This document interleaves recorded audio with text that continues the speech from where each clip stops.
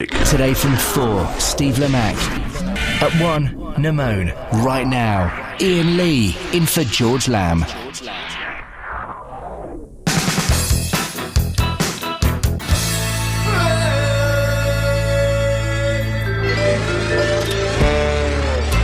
I love it. Oh, I forgot they do that bit at the end. I'm seeing David Byrne. When's David Byrne and Brian Eno playing? Because I'm seeing them then.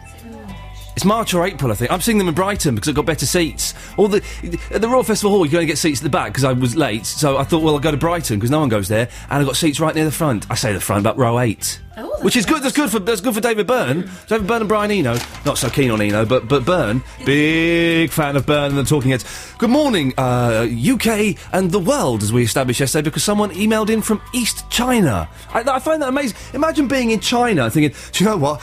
Let's stop walking along this Great Wall. Let's get out of this temple. Let's leave the Forbidden City for a moment. Find an internet cafe and listen to George Lamb's replacement Iain Lee for a few hours. Can we do that? Do you mind? If anybody is listening in somewhere far more exotic than China, then please get in touch and paint a wonderful picture of what we could be doing if we weren't stuck inside a studio just off Oxford Street in London. This is Iain Lee, filling in for George Lamb. He's away all week, I'm here all week, and yes, I know you want to tune somewhere else, but what is there worth listening to? You're going to go to Capital? I don't think. They're rubbish, so stick with us. OK, george.6music at bbc.co.uk. The text number is 64046. I've not given you anything to text in about yet, have I? I will do after this, so just, hold your horses.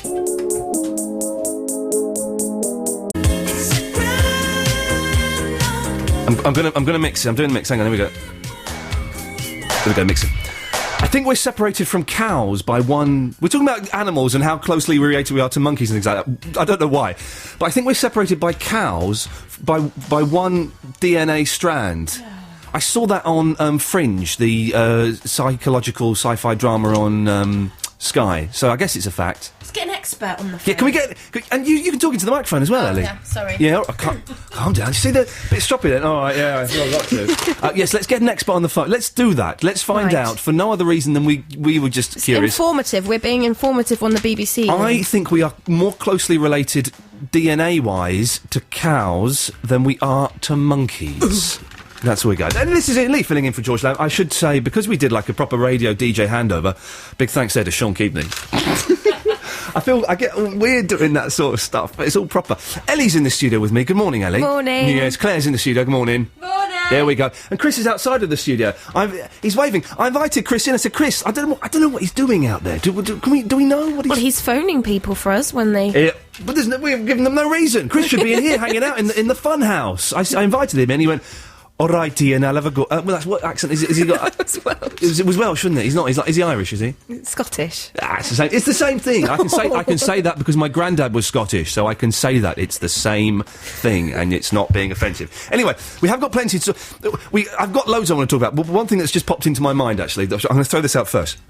Is last night I did something I've never done before. Me and my girlfriend did something we've talked about doing, and we'd never done it before, but we had a go. We signed up to Twitter. Oh! We signed up to... I'll tell you why I signed up to it. Because Jonathan Ross has been banging on about it. Stephen Fry's been banging on about it, and I respect both those men. So I thought, well, I'll have a go. But someone had set up an Iain Lee Twitter already. So I set up another Iain Lee one. But then the guy that had set up the original Iain Lee one gave it to me. So I'm at Iain Lee, I think, on the Twitter. So if you want to come and subscribe, do. But I don't know what I don't know what the point of it is. I think it's just like a stronger drug than Facebook. It's like going from, it's like Facebook is a gateway drug like marijuana, and now I'm actually on the crack. I don't know. So can okay, there's a few things I'm going to ask here, and this is purely for my information. Probably won't be that entertaining to you, dear listener. Them's the breaks. What's the point of Twitter?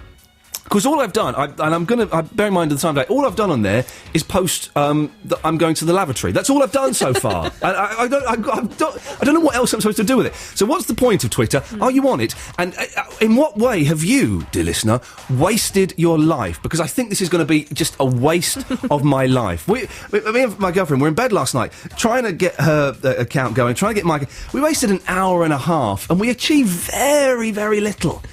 She had to be up at 5 o'clock this morning to go to work. At 12:30, we were still going, no, hang on a minute, hang on, no, what password is that? So I believe my life is dripping away in front of my eyes. So let's start off with that, a little bit of a Twitter thing. What's the point of it? Are you on it? And on a side note, how have you just watched your life drift away? What have you done that you look back at it and thought, do you know what? That was a massive waste of my time and my life. George.sixmusic@bbc.co.uk. That's the email they've given me. I don't know who this George for. Oh, it's George Lamb, yes. 64046 is the text number. Twitter, what's the point of it? And what have you done that you've realised, actually, that is a huge, huge waste of my time and my life? Here's PJ Harvey. Not saying that she's a waste. Oh, shut up.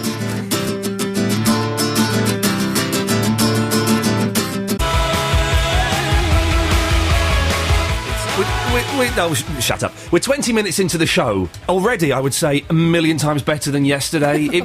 Yesterday, we were all... I mean, it was mainly being driven by me, I'm afraid, but we were all so tired and lethargic and none of us had much sleep and we had long... Well, I went home and had a 3-hour doze. Oh. Not technically a doze when it's 3 hours. That's to some people, is a night's sleep. Is what I had in the day. But today's show, a million times better. And it's about to get even better because we're talking about Twitter and wasting your life away. And we've got Gillian on the phone. Hello, Gillian. Hello. Whereabouts are you calling from? It's kind of Stockport Way, just south of Manchester. South of Manchester in Stockport Way. I like it, Gillian. Now, you're on the Twitter, are you? Yes, I am. Okay, and what... about 2 days ago. You joined 2 days ago? Yeah, because I joined because I saw Stephen Fry on Jonathan Ross. This is what I think that. I mean, I didn't see that, but I read interviews and heard things. They've done the biggest advert for Twitter ever. Rory Keflin-Jones, the BBC gadget expert, tried to get me on there once. I was having none of it. But this is so you okay? And what are you looking for when you're on the Twitter? Well, the first time I really heard about it, I go on all these food blogs, and there's a particular one of this girl in New York who takes pictures of everything she eats, and she's on Twitter, and she was like, hey, follow my life on Twitter. So I joined to kind of watch what she's up to. Hang on a second, sorry, I'm sorry, Gillian. For a second, I thought you said you're following someone who takes pictures of all the food they eat. Yes. You did say that. I do. What does she... I've got to ask the question, what does she eat? Well, she eats all sorts, because she's, I think her mum's Chinese. Okay, so right, yeah, that'll explain it, yeah. That I don't eat as well. Yes. But there's all sorts, because I follow, like, a cupcakes blog. So it's people who there's 3 girls, and they take pictures of anything to do with cupcakes, and their favourite cupcakes, and they find cupcake facts. Okay, I've got to ask you, Gillian, are you mental? Yeah. Why are you so obsessed with foods and cupcakes? Well, it's just good, isn't it? Well, it is just good. I can't argue with that. Cupcakes and food, both of those things are brilliant. But how much time are you spending? I mean, have you got... Because I've got an iPhone, and I've just downloaded some application on there that means I can do it all the time. I can Twitter all the time. Have you got one? Have you got it on your phone? No, I'm pretty old school on that front. Old school, keeping it real. But in the world of technology, for Christmas, my boyfriend, he got me a camera specifically because I go on all these food blogs, I've started taking pictures of my dinner and putting it on Facebook. Gillian, I'm going to have to fade you down and cut you off now. You're a little bit... What on earth? Oh, man. Go on, you can talk, Claire. Did she take a picture of last night? I don't want to ask her. She's terrifying. Gillian, thank you very much for that. Good stuff. Well, there we go. So... Oh, well, she's made my day. That's the best caller I've ever spoken to in my life. What a delightful fruitcake she is. She'd probably take a picture of a fruitcake, wouldn't she, and put it up on her Twitter. Let us know how you're wasting your life. George.sixmusic@bbc.co.uk. Text 64046. Here's the Cold War Kids.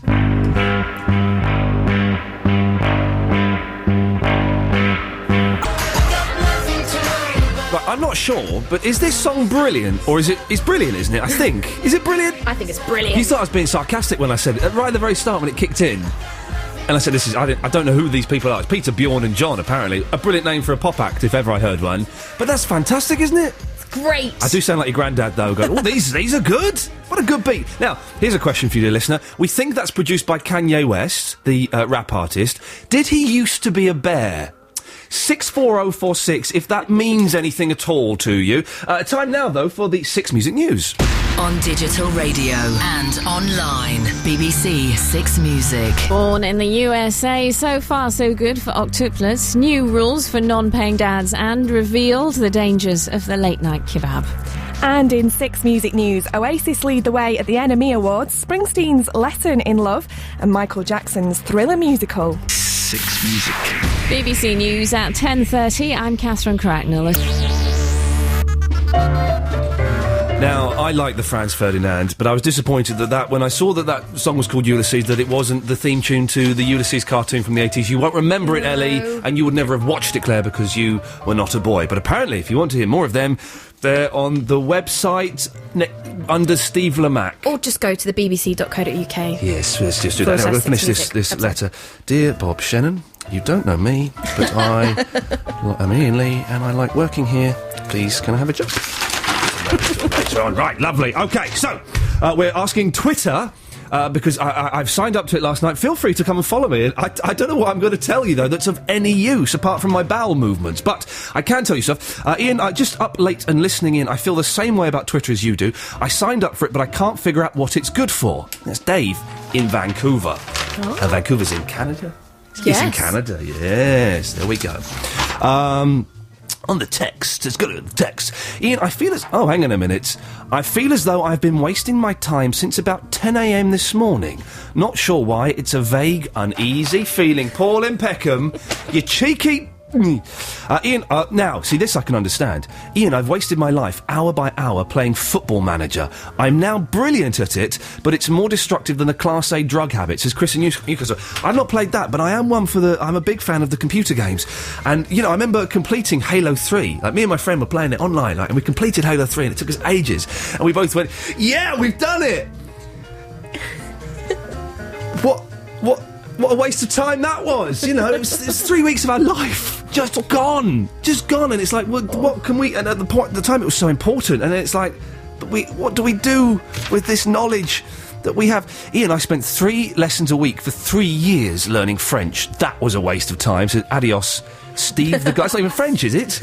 Steve the Gold. Can anybody here speak languages? Claire, can you speak languages? Ellie? 9. Oh ja, das ist einfach klasse, ja? Ja, das ist sehr gut, ja. Entschuldigung, Sie bitte, wie komme ich am besten zum Bahnhof? Ja. Gehen Sie hier geradeaus über die Kreuzung der Bahnhof über der linken Seite. Ja, das ist sehr gut. That's all I can say, though, is, excuse me, which... And what I was saying there is, what's the best way to the train station? And I can only understand the instructions if they're... Oh, yeah, you go straight over here, over the crossroads, über die Kreuzung, and it's on the left-hand side.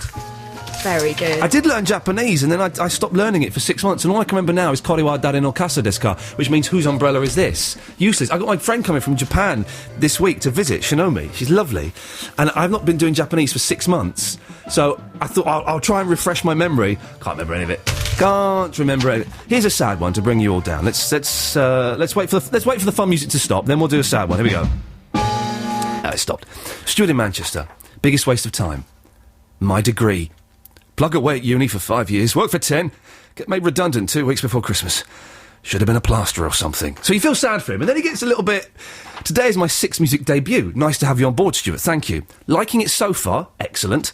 We'll let you know later if I'm sticking with it.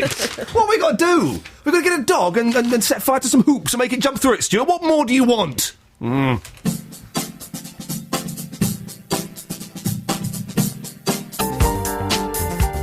BBC Six Music, Iain Lee.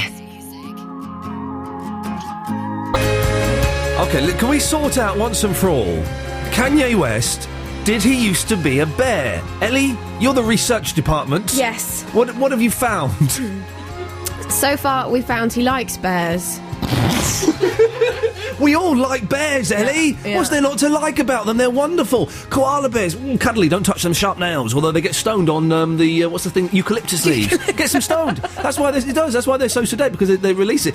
Did you know I found out recently, a couple of years ago, you should never give... What shouldn't you feed a rabbit that you think you should feed a rabbit? Carrots? No. Oh. Lettuce. Lettuce, because lettuce has got a drug in it. This is absolutely true. It's got a drug in it that when it's broken up, it sends you to sleep. And so if you give lettuce to rabbits, this is true. Look at Claire pulling the face to say, this is the rambling of a lunatic. This is true. Let's get an animal. Right, we're doing very well hunting down our geneticists. Let's get a rabbit. This is true. If you give a rabbit lettuce, it gets stoned, and it, ultimately, I think it dies. If you can't sleep, have a lettuce for... Not a whole lettuce, that would be silly, but have some lettuce, and that will send you to sleep. It's a fact. Don't pull that face. I'm giving you science here. This is educational. But, so this is... OK, this is, what are we on the hunt for so far? Because we've thrown out a lot of things. So, is man closest to monkey or cow via the DNA? What is the effect that a lettuce has on a rabbit? On a rabbit, right. And did Kanye West used to be a bear? That's what we've got out there. If you can help on any of this, dear listener, then, it would be obliged. George.6music@bbc.co.uk is the email address. You can text 64046, and that will... we could do with the answers. Oh, dear. And do you know what? I'm getting paid for talking this rubbish. That's right. All the people emailing going, when's George back? It's next week. I'm here the week and I'm getting paid. Thank you very, very much indeed. We've got an email here from... We're talking about the Twitter and wasting your life away. And you probably feel like you are now, but that's tough.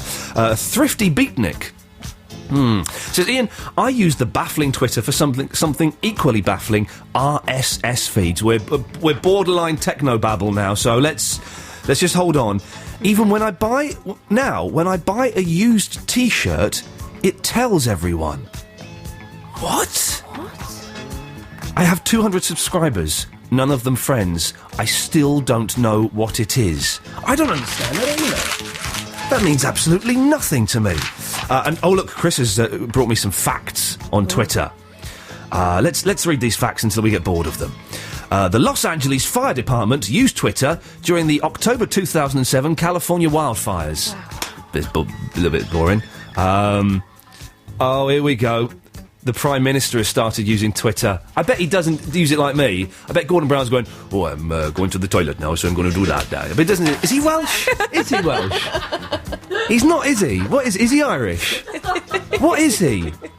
What is he? Somebody don't just laugh at me. Scottish. He's Scottish, is he? Like the fella out there, like Chris, is he? Yes. Well, then they should speak with stronger Scottish accents. So it's pop culture icons and celebrities. Here's a list of celebrities who use Twitter, OK?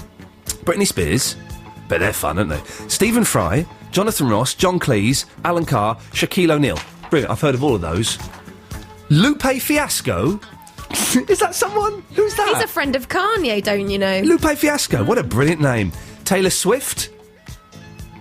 No. Greg O.P. Hughes? Oof. No. Adam... I'm going to say this very carefully. Adam Ficek? Oh, that rings a bell.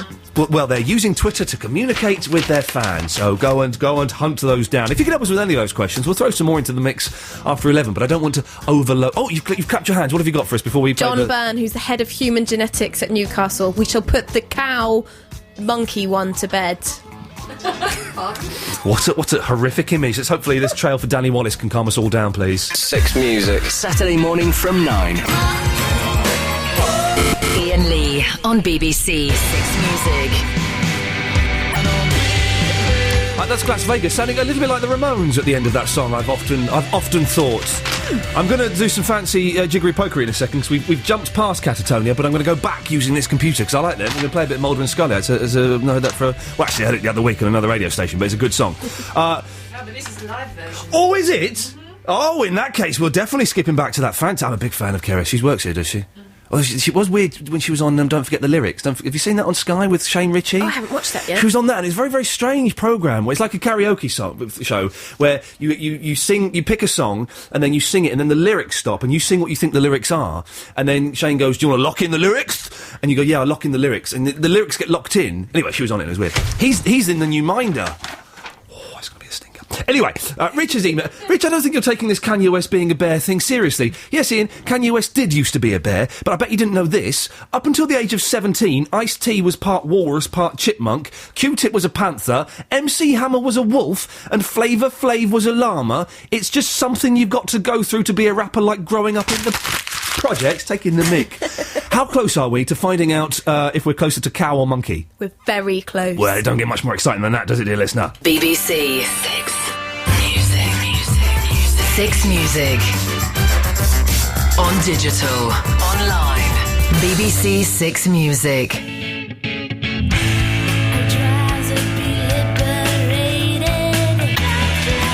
I do love Keris. Get her in the flipping hub. Get her in the hub to do some songs. Get her in the hub.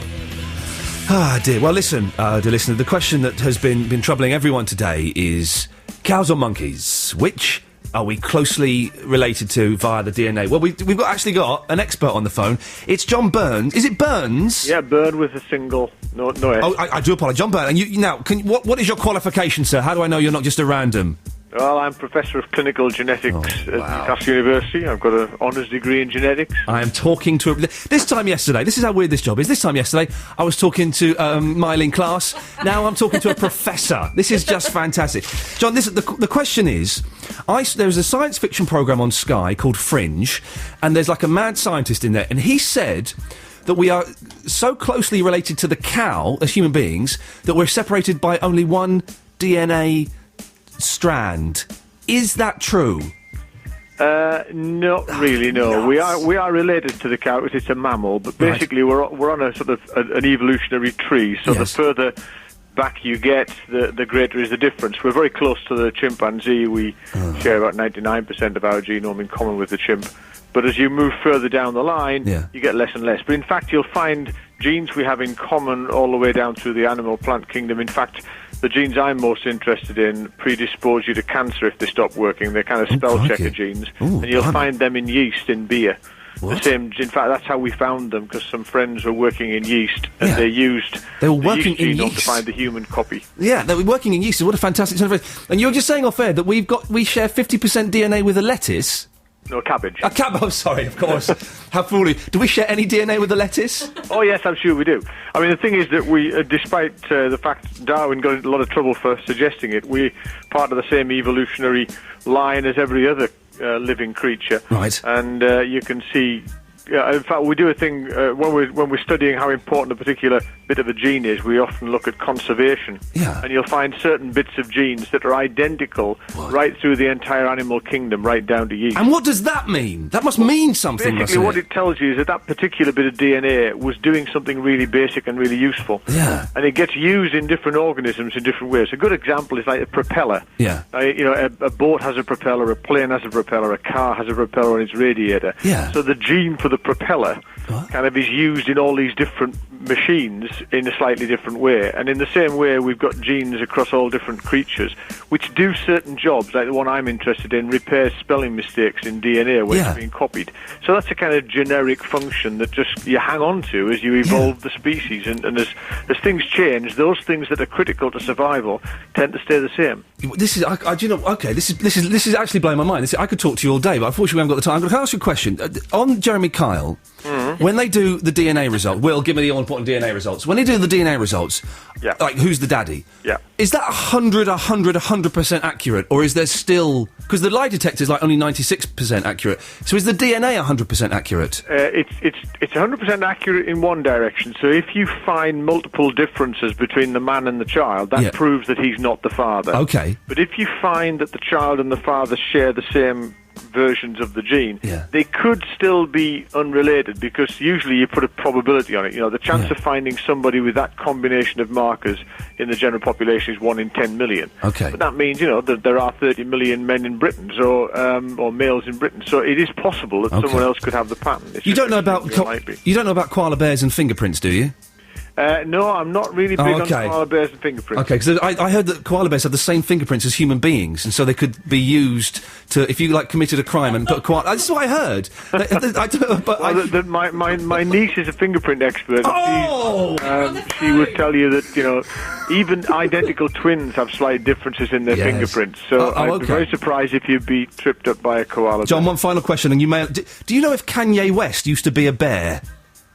Pass. Okay, John, listen, thank you so much for your time. That's very kind. That's John Byrne. He's the head of human genetics at Newcastle University. I know it's Six Music, so I could spend all day talking to him. What a fascinating man. Here's the Pixies. BBC Six Music. Iain Lee.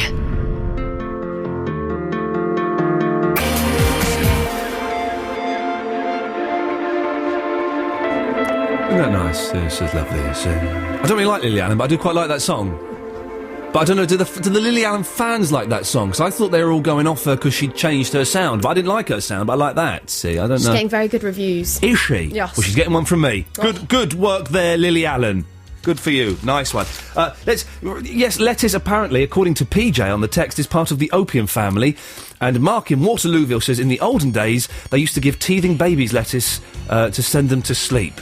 So, another one to me. There we go. No, you lost the cow. I lost the cow. Yes, I did lose the cow. But I think I'm going to win the koala bear fingerprints. Right. They have the same, not like identical, but they have the same fingerprints as human beings. So that, you know, if they do, don't put, ladies, come on now, please don't pull those faces. So if you had a koala bear and you did a robbery or a murder, you could put the koala bear's fingerprints. I don't know whether you carry it with it or have to take his arm off. But they would not be able to. They would think it was a man that had done it, but really it had been a bear. Anyway, so last night I was doing a stand-up comedy gig at a venue, Porthole Comedy Club in Kilburn. It's a very nice, small, intimate venue in Kilburn, which is, I don't know if you've ever been there, it's in London, for those of you outside of London. Kilburn is a dive. It is, let's be honest. It's not the great, I used to live near there. Not the greatest place in the world. This club was very, very nice, very small. And it all kind of, it all kicked off with it. Adam Bloom was headlining, who's brilliant. I think he's brilliant. He's very, very funny, and he's very intense and very... And if people aren't paying attention, he gets a little bit angry. And people weren't paying attention last night. There was there's the people in front of you, then there's this sort of side balcony bit. And the people up in the side balcony were being very, very noisy. And so a lot of his act was him turning and having a go at them, which I love, because it was very, very uncomfortable. And half the room were upset by it, half the room thought it was the most hilarious thing they'd ever seen. It got very tense. And I like it when it gets tense in a comedy club. And I saw two people leaving this group. I don't think they were part of the noisy group, I'm not saying that, but they left this balcony bit and walked off. My girlfriend went, I think that's Misha Barton. I was like, and I've been talking to her, not indirectly, because she was up there, and I was saying, look, can you all shut up, please? She went, I think that's Misha Barton. No, I don't know who Misha Barton is. She's like an actress, is she? Yeah. She's got the OC disorder or something. Is that what she's in? She's in the OC disorder. She's in the OC, yeah. The OC, Orange County. Yeah. She's in that, okay. No, I didn't recognise her, so I said to the lady audience, I said, was that Misha Barton? She goes, yes, we just escorted her off the premises. She was with a kook. She was with the Kook, and they're a band. And I like the Kooks. The Kooks are good. They, quirky, and their stuff wouldn't come on my show when I asked them to, so I've gone off them a little bit. But I'm a big fan of their music. I think they're good. But I didn't, and I had been addressing that part of the audience for ages and not realised I was in the presence of B-list celebrity, would we say? They're not A-list, are they? It's not like Tom and Nicole. No. B. Tom and Nicole. Listen to how old I am. It's Tom and Katie, of course. Nicole, do you remember when she was going? When he was going out with Cruz, the Cruz lady, Penelope Cruz? That was weird, wasn't it? Cruz and a Cruz. That's weird. Having the same name. We'll do that tomorrow. Same name as your partner. No, we won't. It's a little bit rubbish. But it is a little bit rubbish. But so I was in the presence of B-list celebrity, and it got me to thinking: have you, dear listener, ever spoken to or been with someone who's like famous, but you've not realised it? I don't know. Maybe you served someone in a shop. And then they've gone, and your mate's gone, you don't know who that was. It was Lenny Emery. You know, someone, a big star has come in to your shop or your establishment, or you've been at a club or a party, and you've been talking to someone, and it's not until later on that you've walked away, or and someone has gone, that was Bobby Davro you were just talking to there. Or, or a smaller star, but let's not get carried away with the huge stars. But, what did you do? Come on, Claire, let's... The microphone's getting wheeled round. Look, this is serious. This is serious business. Go on. Oh, right, okay. Don't be embarrassed. Well, be embarrassed, What, yes. you want me to tell the story that I told you earlier? Yes. Okay. I went I spent the evening in a pub. What a surprise. What? I don't know you very well, but that does not surprise me in the slightest. With all the usual suspects, work friends. And on my way home, I got a text saying... Yeah. Bono's just come into the pub. Miss Bono. The rock god from U2, yes. Right, it was my friend winding me up, just being daft. So anyway, the next day I walk into the same pub. Yeah. This was a while ago, this was a few years ago. Yeah. And walked into the pub and I saw him. The first thing I said was, so where's Bono then? Yeah. He was sitting with Kelly Stereophonic, and the Stereophonics were on tour with U2 at the time. So he thought you were taking the mick? Yeah, he looked at me, I got a death stare. Hang on, I can do my accent now. What you doing going on about Bono for? You know we're supporting him, innit? I didn't even get words from him. I just got a look. Got the death stare, and he's got dark eyes. I mean, he's a tiny fella. You could probably have him in a fight, but he's got the dark eyes that when you get a stare from those. Ooh, dearie me. Well, there we go. That's george.sixmusic@bbc.co.uk. Have you ever been in the presence of a celebrity and not realised who they were? Or have you ever embarrassed yourself in front of a celebrity like that? That's embarrassing. That's not good at all. george.sixmusic@bbc.co.uk. You can text 64046. And here's the apples in stereo. I like these.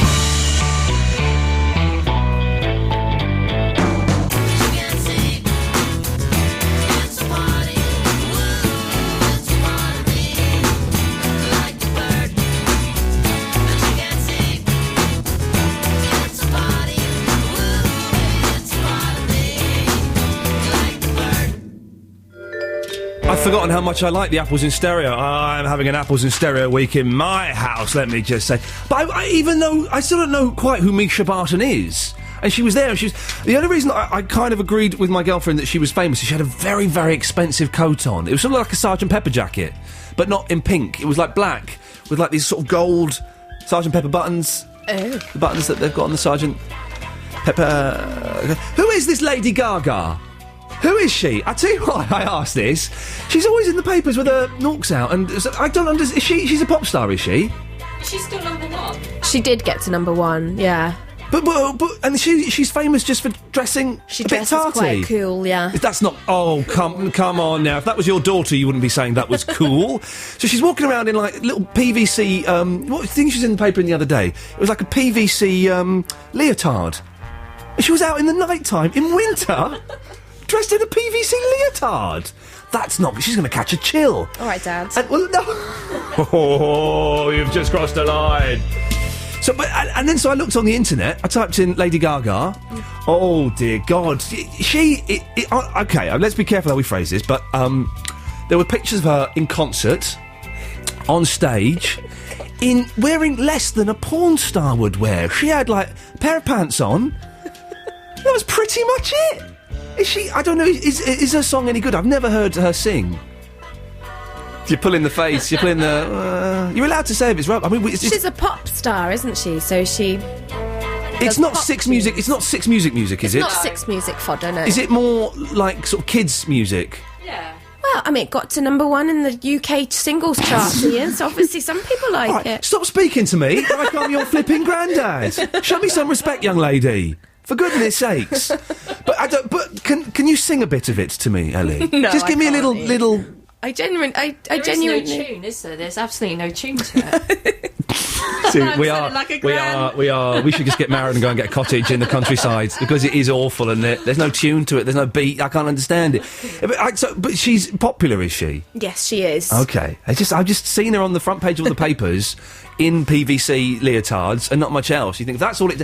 When I was a kid, to see images like that, you had to hunt high and low in the woods for some reason. That's the only way you could find those magazines. But now it's on the front page of the newspaper. I've gone a step too far. Let's play Outcast and then we'll have the news. It's all calmed down. Thank you.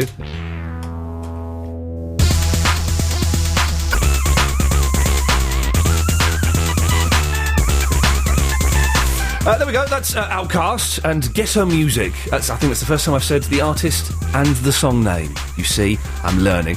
Keep your texts and emails. I'm not going to say keep coming in, because that's a terrible, lame thing to say. But 64046 if you want to send us a text about celebrities that you've seen but you didn't know who they were. We've got stack loads, so we'll do those in a minute. george.sixmusic@bbc.co.uk. But now it's time for the Six Music News. On digital radio and online. BBC Six Music. New Get Tough approach to absent parents. Blanket to tie the knot again, and disappointment for Djokovic in Aussie Open. And in Six Music News, Amy Winehouse battles Bush in the NME Awards. Bruce Springsteen on Time and Love. And Macca's supergroup perform at the Grammys. Six Music. BBC News at 11:30. I'm Catherine Cracknell.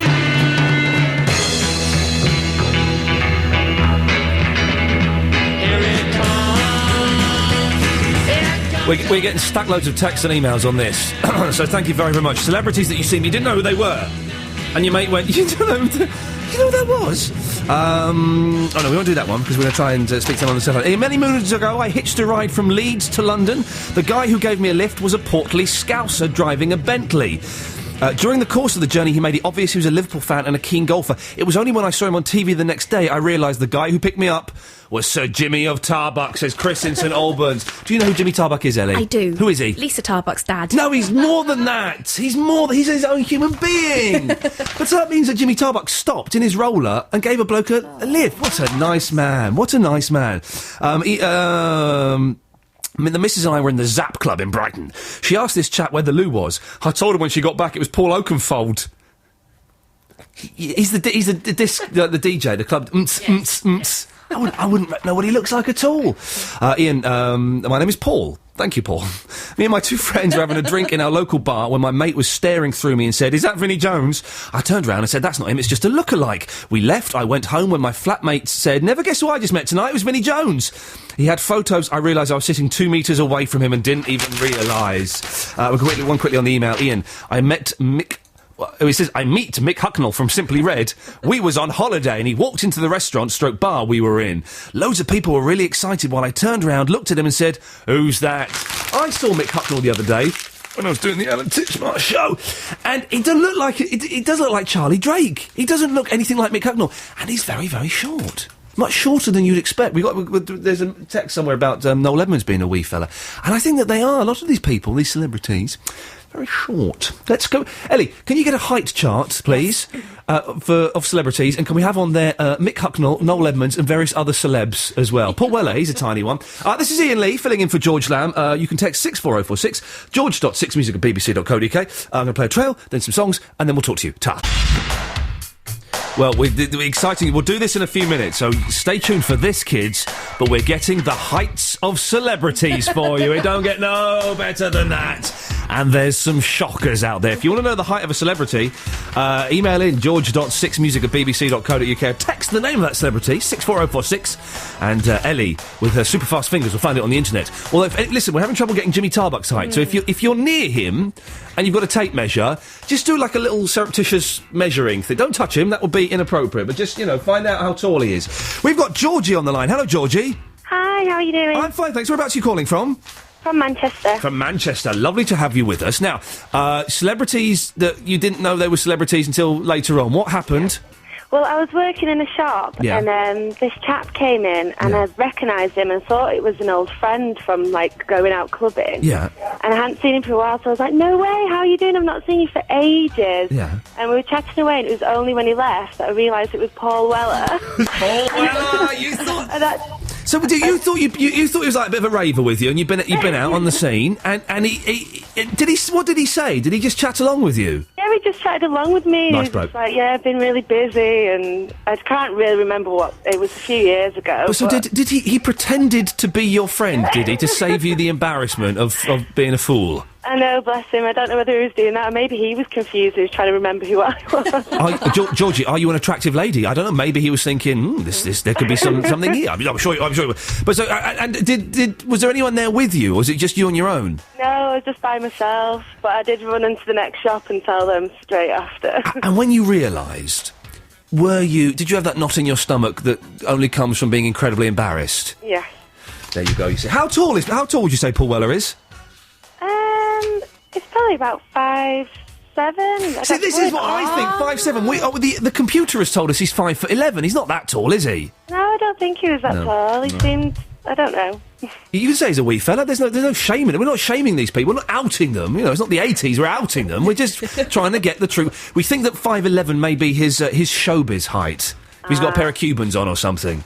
Yeah, maybe he did have some platforms on when he came in. Georgie, listen, thank you very much for that. All right, thank you. Take care, there we go. Yeah, thank you very much. There we go. George. There you gave out the phone number of the other place then. George.6music@bbc.co.uk. Let's have a song from U2, shall we?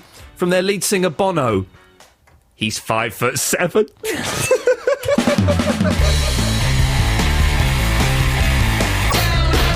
We interrupt this U2 song to bring you this email from Kirsten.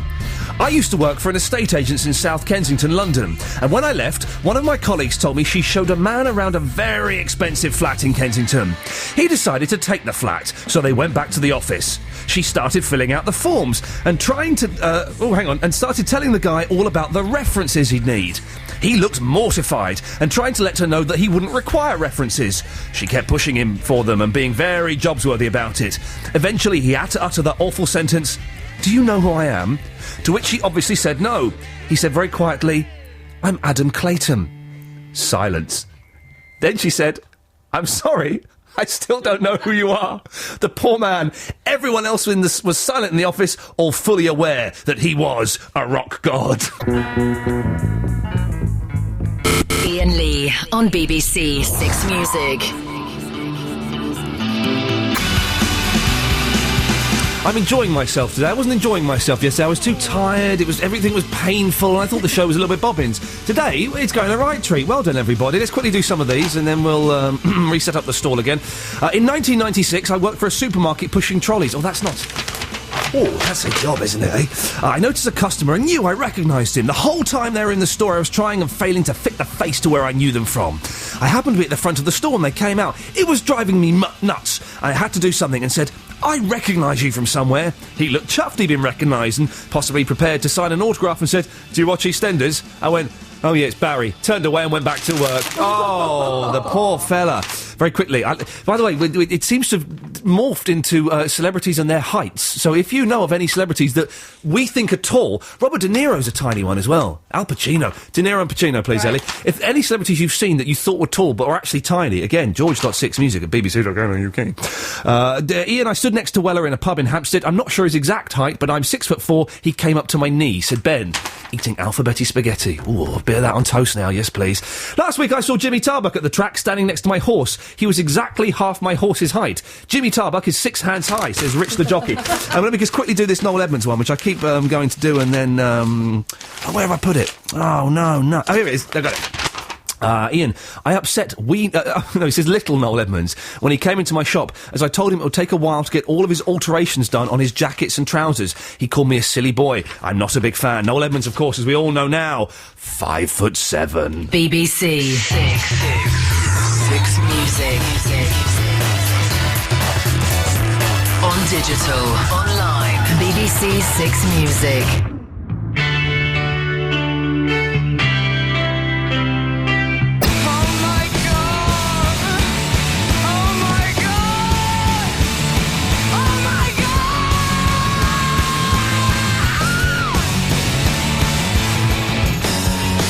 It's the angry lady. She's angry. Very angry. She needs to hear a jazz version of a Beatles song to chill her out. That's better. There's no reason to be... I'm guessing she's quite young. There's never any reason to be that angry. I used to be very angry. Not anymore. De Niro, 5'9.5". It's like what kids do. Oh yeah, I'm 12 3/4. Yes. Pacino, 5'7". 5'7". Now it says here on these documents that Springsteen is 5'10". Don't believe it. Mick Hucknall, 5'11". He is not. I walked past him at BBC Television Centre last week, doing the Alan Titchmarsh show, and he's a wee fella. I'll have none of that. So the last people, Ben, a friend of mine, Ben has emailed in. Other people are emailing and texting in. We're not laughing at we're not laughing at short people per se. It's not the joke, but it's just funny to think that like Bono, who was like this rock monster, and he's always huge because you always see him on massive like 3D screens, live in Berlin or wherever. He just seems like he's 6'7" or something like that. And to find out, was he 5'7"? That's just a little bit, it's surprising. I'm laughing at the surprise, not the shortness of it, but it's funny, it's tiny. Also, this started because we're asking, have you ever seen a celebrity and didn't realise exactly who they were, so and someone had to point it out to you, and it's kind of turned into a height thing, which is all fine for the last 15 minutes of the show. We're happy to do this, but let's go this. Nicole. How? Nicol. There's no E there. That's what's confusing me. Nickel. Like Nickelback. The worst band ever. I wish I could be a big rock star and drive around in a fancy car. Oh, God, man. The sooner they split up, the better the world will be. A world without Nickelback. Come on, Obama, sort that out. You've done Guantanamo Bay and the debt. Make Nickelback split up. Anyway, Nicole says, I was on a pretty major session in Berlin with about 20 friends. It's a fella. My missus and I, or a lady lesbian, and I decided to head off for a wee walk by ourselves in the Brandenburg Gate and all that. It was about 10 at the time, so we went into this really posh hotel for a wee cocktail, and exclaimed at the top of my voice, "Flippin' heck!" Change that there. It's Boris Becker! Sure enough, there he was, with a gaggle of beauties, and the whole foyer looked at me like the tourist abroad that I was. That's pretty cool. Ian, while I was working on a Reading trading estate in the early 90s, a man with a big long white beard came in asking for directions. After telling him where to go, he thanked me, turned, went down the stairs and left. I realised it was Richard Bryars. Ooh. You don't know who he is, do you, Ellie? No. You don't have to play along. If you don't know, you don't have to laugh and go, okay. Oh, Richard Bryars, you say. How funny. You are joking. That's the thing. Look, that's what kids do these days. I won't ask someone, I'll Google it. I won't look it up in an encyclopedia. Oh, I know who he is. Yeah, of course. Hold on. Lovely. Ian, I was in a bar in London a few years ago, and there was a lady play... By the way, can you just don't text in swears or, because we have to censor these now. I was in a bar in London a few years ago. There was a lady playing pool right in front of us. I said, "Nice bottom." "It's Kylie," replied my mate. Yes. Just imagine that. Someone else saying that the Gaga bird, she's got Lady Gaga, she's no lady. If anyone did not deserve the title lady, it's her. I wonder how she got that. Ian, I was once asked for directions by a man when walking along the street in Brighton with my friend Cindy. As soon as the man walked off, Cindy became hysterically animated, telling me I'd just given directions to Liam Neeson. I still didn't know who he was. And very quickly, it says Trevor Nutkins here, but I think it means Terry Nutkins in my local garden centre. He's missing a few fingers due to savage... Oh, I saw Terry Nutkins. He's got no middle fingers. His hands are like that. I'm demonstrating because this is the story I heard. Because an otter, he had his hand like in an otter, in an otter pool, and the otter bit his middle finger off on his right hand. So he put his left hand in to get that hand out, and it bit the finger off there. So he's got no fingers. I once shouted at him at Slough train station, went, "Oi, Nutkins!" and ran away. I was 15 and I was an idiot. That's my only excuse. Right, okay, george.6music@bbc.co.uk is the email. Text 64046. We're kind of bordering on even more bizarre randomness than we needed. I may throw something else into the mix. Let me play a long song and we'll have a little think, and I shall also be having a wee. If you're interested, you're probably not, but I'll Twitter that in a second.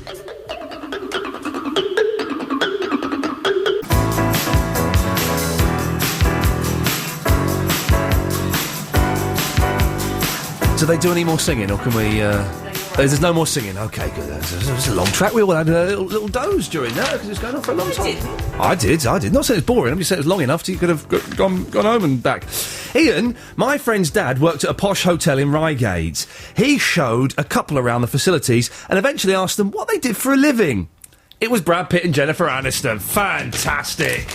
And then he says, "P.S. I've had a wee next to Steve Coogan." We didn't ask for that information, although that's maybe for another day. I was going to say something. Oh, here we go. Look, Chris has given me the information. It was Idal was the name of the otter that bit off Terry Nutkins' fingers.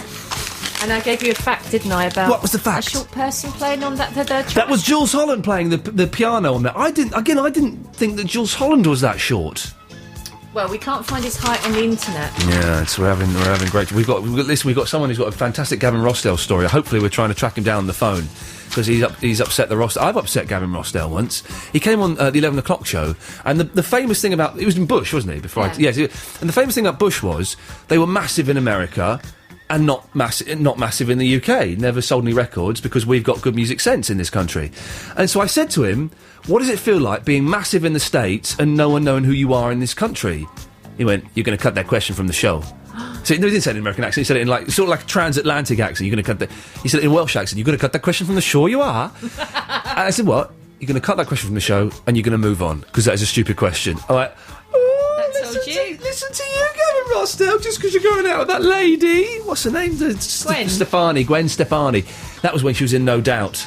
See, I do know music facts. I'm stalling for time here because I did have something that was going to be really groundbreaking. It was going to be the thrust of the last 40 minutes of the show, and I am blown if I can remember And I didn't say it out loud because I thought, well, this is like a good little... I'm going to keep this in my head. This is like a good little secret to have. It's annoying. I'm going to drop like a bomb on the show that's going to erupt and everything's going to go mental. And I haven't got a clue what it was. I'm looking through these bits of paper as though this is going to tell me. Nothing. It's annoying. It's annoying. More annoying for me. Probably annoying for you, dear listener, because you're just listening to a man sitting here waffling, trying to fill time. I'll tell you what, I'll play a trail, then we'll play a record, and I probably won't have remembered it by then either. I can only apologise. Jules Holland, 5'5". Oh, I don't know why that amuses me so, but it does. 5'5" is wee. I love Jules Holland, but we can't get him on the phone just to go, Jules, sorry, are you really 5'5"? Thanks very much, bye. We can't do that, I'm afraid, but we have got on the phone Paul from Belfast. Hello, Paul. Hello. How you doing, mate? You all right? Not too bad. Tell us you're Gavin Rossdale. Yeah, we're at a gig, probably about 10 years ago now. Shellac and Gavin Rossdale and I think it was his wife, Gwen Stefani, were there. Yeah. First of all, my friend had run up and pinched her bottom, which was cheeky enough. So very cheeky. You can't do that. Yes, naughty. And I could just got back from the bar. Oh, sorry, I meant to say my friend is also called Gavin, who was standing quite near him. Okay, right. That's the integral part of the story. You have a friend called Gavin, yes. And I shouted, Gavin, and Mr. Rossdale leaned forward and went, yeah? And I went, no, not you. And pushed back. So he wasn't very happy. Oh. Did he say anything? Or did he just give you that famous Rossdale stare that I've come accustomed to? Yeah, it was probably something similar.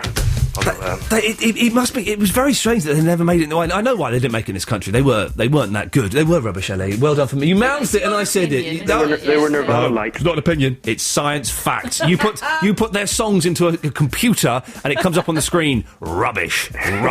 America will like this. Okay, listen, Paul. Thank you very much for that. No bother. Cheers, fella. There we go. Nice. What a nice gentleman. What nice callers and listeners you have here on Six Music. What nice people they are. Listen. Come on now. Whoever has sent this in, you're foolish. We're asking for celebrities, all right? The text is coming here. Was helping my mum buy a TV in Comet when a short, chubby guy with a silly grin queued behind. Only when in the car did I realise it was Daniel from the X Factor. That doesn't count. That doesn't count. I have no idea which one's Daniel. Is that from this year or? Yeah, I think so. Yeah. Come on. Well, we think so, don't come on, we? We're not quite sure. Yeah. You girls, which one was he? He was the one who got into the last 12, and the one that wife died. Oh, he was looking after the baby. Oh. Now you've said that, I can't diss him. Now you've dropped the D-bomb, I can't diss him. Oh, what a shame. Oh, I've got to do this now. What a shame Daniel didn't win. He's a real talent, and the world is a poorer place without him releasing records, for goodness sakes. Let's... Oh, no, come on now.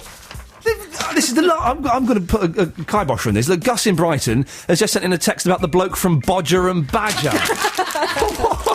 What use is that to anyone? We've got 35 minutes left of the show. If you want to contribute, it's got to be proper stars. And also, let's just reset the rules very quickly before we play the Libertines. We're asking for celebrities that you didn't know who they were, and you spoke to them, or you said something, or you upset them. George.6music@bbc.co.uk. And also, if you've seen someone who you thought was going to be massively tall, but in real life they were tiny enough to put in your pocket. Carl Barat. From the Libertines. Is he wee? He's quite wee, yeah. The Kook fella, we just looking at the picture of the Kook and Misha Barton from last night. He was a wee fella. Yeah. And Prince, of course. I think Prince is under 5 foot, isn't he? Yeah, he's tiny. Because when I saw him in concert, I wasn't a big Prince fan until I saw him in concert, and it's like, wow, this guy's brilliant. But the stage was in the round, and all the band walks through the audience to get to the stage, and then there's someone at the back pushing a tiny flight case, and I think Prince was in the tiny flight case, probably standing tall, probably standing up in there. How tall is he, Ellie? There's lots of dispute over this. It's about 5'2" or 5'3". No, it's not. It's about 4'9". That's what it is. Prince, 4'9". There we go. What have we got? Text and emails after this. Please don't get me wrong. See, I forgive you, and the song will call the Likely Lands. Come on, lads, finish up. A bit late for the news. You done yet? No. Twiddling about, having a little twiddle. There we go, fantastic. This is Iain Lee filling in for George Lamb. It's time now for the Six Music News. On digital radio and online, BBC Six Music. Car industry set to get cash, alcohol deaths drop slightly, and Milan hints at deal to keep Beckham. And in Six Music News, Oasis lead the way in the NME Award nominations, Buddy Holly's secret track Uncovered, and Dove's Hit the Road. Six Music. BBC News at 12:30. I'm Catherine Cracknell. That's 6 Music News. Your next bulletin's at 1:30. For a more in-depth look at the music news making the headlines, get the Daily Download. In the podcast available right now, Sign's illegal downloaders won't be disconnected, White Lies top the charts, and The Real Hotel California. The 6 Music News Daily Download. Now available on your mobile phone. Go to bbc.co.uk/6music to find out more. Very quickly, I had that fella yesterday on front. What's it called? Front Row on Radio 4. I like that programme. I like it when the man does it, not when the lady does it. I don't know why. What's his name? Not Hugh Edwards. Hugh Pym. He's not called Hugh at all. There's no Hugh in his name. Not Mark Ronson. He's the remixer. It would be good if Mark Ronson remixed it one time. What's the name of the man? Type quicker on the Google, Ellie. Mark Lawson. Oh. There we go. My brain is quicker than the internet. Yes. But I'm still working on 56k dial-up. Anyway, so he's on there going, what we found, there's this Buddy Holly doing this slow song, which is really a fast song, and if you speed it up, it sounds like the Chipmunks, which are like Pinky and Perky. And then they speed it up, and it didn't really. It sounded... And as you just said, Ellie, surely if you speed any song up, it sounds like the Chipmunks stroke Pinky and Perky. And it does. And this guy... And fair play, he's got a book to tell about Buddy Holly. I'm a big Buddy Holly fan, and I shall probably read it. But the whole... Come on, man. It's just... He was just messing around, and he recorded a fast song a little bit slow to see what it would sound like. That's all there is to it, for goodness sakes. Oh, I feel good now. We'll rattle through these texts and these emails in a bit. We've got a stack loads about celebrities you've seen and tiny celebrities. We'll play catch-up in a bit. Are you alone now? Iain Lee on BBC 6 Music.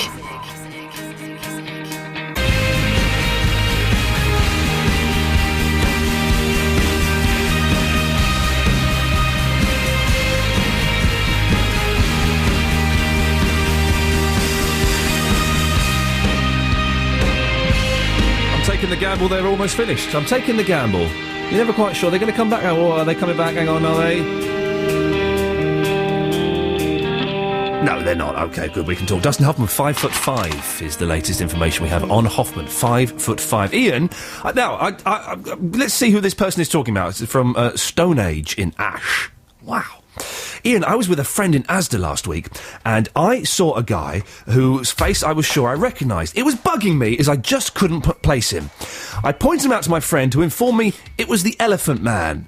I felt a right fool. Now, I'm guessing he means John Hurt, the actor. I'm hoping he means John Hurt, the actor. Well, I would imagine that's who it is. Iain, I used to work in an art shop, brackets, in London. All right, nice. And was used to getting the proverbial American tourist with... I can't say that. Proverbial American tourist with sports cap and chinos up to their chests barking out orders. So when this guy and his wife came to the counter with some watercolours, I added it all up on the till and asked politely for the cash. A grunt and a fumble in a fanny pack. It's a bum bag. Later, the American man with said high pants slapped a 20 on the counter, even though I was holding my hand out. How rude! So when I went to give him the change, instead of putting the change into his outstretched hand, I slapped it on the counter and turned my back on him. Turns out it was Gene Hackman. He was about 5'10". I love that little fact at the end. He was about 5'10". Nimone is on at 1 o'clock, is she? Do we know what's happening on her show? I thought you were going to say, do you know how tall she is? No, she seems perfectly... I've had a lot... Listen, we're not laughing at short people. It's the celebrities that we perceive as being tall who are actually very short. And a lot of them, as we found out by looking at the internet, very keen to hide that thing. So why are they ashamed of their shortness? So everyone who's having a go at me just because I'm tall... Hey, it's great hanging out with George Lamb the few times I've done it. He's taller than me by quite some considerable way. So it's like I feel like I'm a normal height when I'm with him, because it's very rare I have to look up to someone. I went out with a girl once who was bigger than me. Oh, it's like being with a bloke. I've been in bed with a bloke. Oh dear, very broad back. What's Nimone show? Do we know what's? I'm seeing Alice. The name Alice Lowe has been written on a whiteboard. Wow. Is Alice Lowe coming in? Or do we think she's an actress and comedian? No, I know. I'm aware of who Alice Lowe is. No. I'm asking, is she coming in? Is she? Yes. Yeah. Alice Lowe. Alice Lowe is very funny, and I like her because I have a friend called Alex Lowe. So I get the two confused. Yes. So you do a thing here. It's called Album of the Day, is it? Yes. And it's Bruce Springsteen, is it? Yes. OK, well, I'm going to play this and we'll play him. Lovely. 6 Music. Album of the day. Just said that. There's a pillar in the temple where I carved your name. Iain Lee on BBC 6 Music. Now, you can't go wrong with a little bit of Blondie, is a fact, I think, there. Lee, I've put up with you today. It's been okay.